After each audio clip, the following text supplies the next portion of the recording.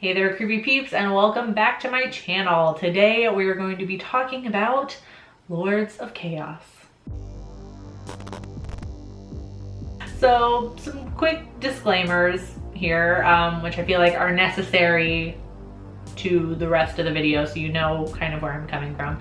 The first is I know nothing about metal music. I don't listen to it. The closest I get to what I imagine is like actual metal music is A Day to Remember, which is like metalcore, pop punk, Korn, which is like new metal, and Rob Zombie. So, and the second disclaimer is that this, even though it's called a movie review, I titled it a movie review, it's part movie review and part kind of like exploration of the like intense reactions to the film. And I'm not pretending to be knowledgeable on any of this. I'm just sharing kind of my experience with watching the movie and then researching the true story behind the movie. Really, what you should get out of that disclaimer is I'm not an expert. So basically, I heard about this movie from a few people. Like, I saw the name being tossed around on social media, and I knew like the tagline of the film, which is like based on truth and lies, I think is the tagline, or it's something, a variation of that. And it was about metal music in some capacity, and that's all I knew. And one of my faves, you know, Spooky Astronauts, she said that going in blind was a preferable way to watch it, or that like, she thought that was a preferable way to watch the movie, is to go in blind, not knowing anything about it. So that's what I did. Directed by Jonas Åkerlund, Lords of Chaos follows Euronymous, a teenager who sets out to launch Norwegian black metal in Oslo in the 1990s, and the violent and tragic events that follow. Another really quick disclaimer before I go any further, I didn't look up the true story of the movie before I sat down to watch it. This is my thoughts on the movie just as a movie, not knowing any of the backstory. As I was watching, I felt like the film wasn't made for me, aka somebody who doesn't know anything about metal music or anything about the metal scene or anything like that. I know the director was in a metal band at one point. I don't know if he still is or what's the deal with that. So he's familiar with the metal scene and all of that. I just felt super detached from the story. Like, I felt like it wasn't for non-metalheads. So I felt super detached from the story. I felt super detached from the characters, and those of y'all that have watched my channel for a while, you know I need a good character to cling on to. So character-driven stories are really like my thing, and if it's, you know, if I don't feel connected to the characters, like I have a hard time enjoying the movie, which is what happened here. So again, I feel like Åkerlund was relying on the audience being familiar with this character, Osten, aka Euronymous. I feel like he was relying on us being familiar with him, which I wasn't. There's like, you get like his narration throughout the movie, which is a very odd, like already kind of detached narration, because he narrates throughout the entire movie, which, spoiler alert, he dies at the end and he's still narrating. But so you get some of his narration, so you like can kind of understand where he's coming from, but I didn't really understand like his motivations, like as being like a businessman and trying to, you know, promote Norwegian black metal. That's just like kind of what I gleaned from the movie. Like, that's what he was trying to do, and I could be completely wrong. I don't know. And finally, I feel like the film didn't feel European. Like, it was supposed to take place in Norway, right? And our homeboy, Euronymous, played by Rory Culkin, had an American accent.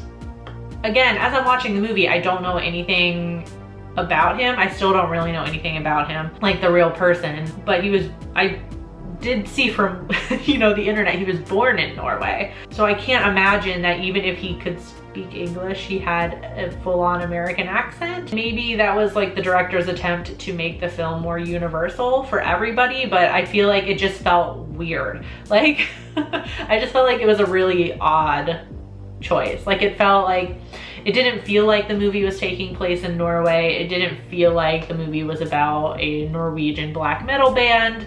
It just didn't feel right. You know what I mean? So after I saw the film, naturally I went to go look up the real story, which I do all the time every time a movie is like based on a true story. You know, after I watch the film, I'll go look up the real story and kind of compare because that's interesting. I feel like everyone does that. I'm gonna keep referring to that as like, you know, like the real story, the true story in quotes, because what I gleaned from like all the information I found was that it's a lot of hearsay. You know, without Dead and Euronymous to tell their side of the story, there's no way to get a full picture of the events anymore. So, you know, it's just all hearsay, and it happened so long ago now as well that, you know, it's a lot of he said, she said. Although, at least from what I read, it does feel like the main points of the movie are accurate, and the main points being Dead committed suicide and Varg killed Euronymous. Like those two statements as they are were factual,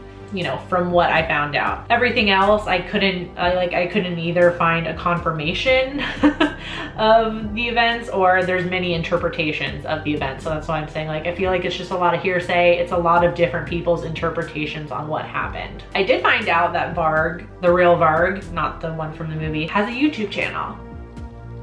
Yeah, he has quite a few videos on his channel, very prolific YouTuber, I will say. And of course, naturally, he has quite a few videos on, you know, the actual events that happened, because he did go to jail and he did serve time for the murder of Euronymous.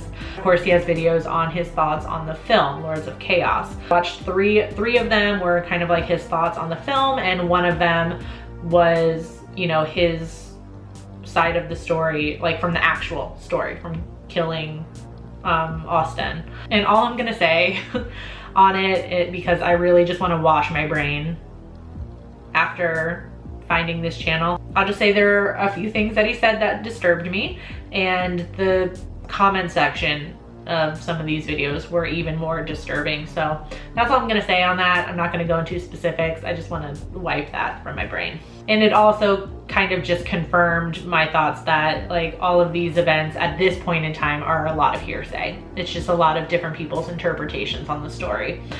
So overall, I totally understand fan culture. I don't understand metal culture, but I understand fan culture, and I think it applies here, that how fans are very protective over, what's the best way to say it, like over other people interpreting their property, so to speak. Like, obviously, I would assume if you're a metalhead, you know about this story.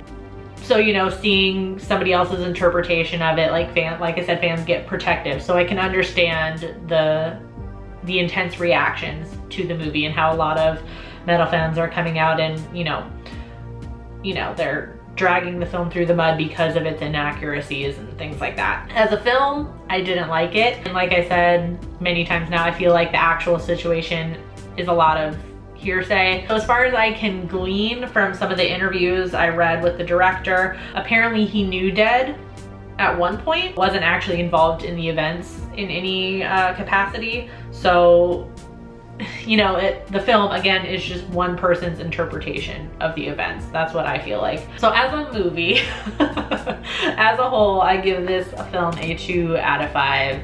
Didn't like it. On IMDb, though, it has a 6.4 out of 10. On Rotten Tomatoes, it has a 69% critic score and a 66% audience score. And on Letterboxd, it has a 3.2 out of 5. If you've already seen Lords of Chaos, let me know in the comment section down below what you thought about it. And if you're a metal fan, let me know, you know, like what you thought about the interpretation of this, you know, tragedy. Essentially, it is a very sad story. Hopefully this video was like somewhat interesting. I don't know. If you liked it, give it a thumbs up. Subscribe if you're new here and become a Creepy Peep today. I post videos Monday, Wednesday, Friday, and you can ring that notification bell down there to be notified whenever one of those videos goes live, even though I can't vouch for it working all the time. Thank you so much for watching, and until next time, stay strange. Bye. This video is brought to you by all of these awesome Patreon supporters who are listed here on the screen. Thank you guys so much for your support. If you want to find out the perks to being a Creepy Patron Peep, you can follow that link that's in the description box. And if you want to check out more videos, you can click the video that's on the screen right now.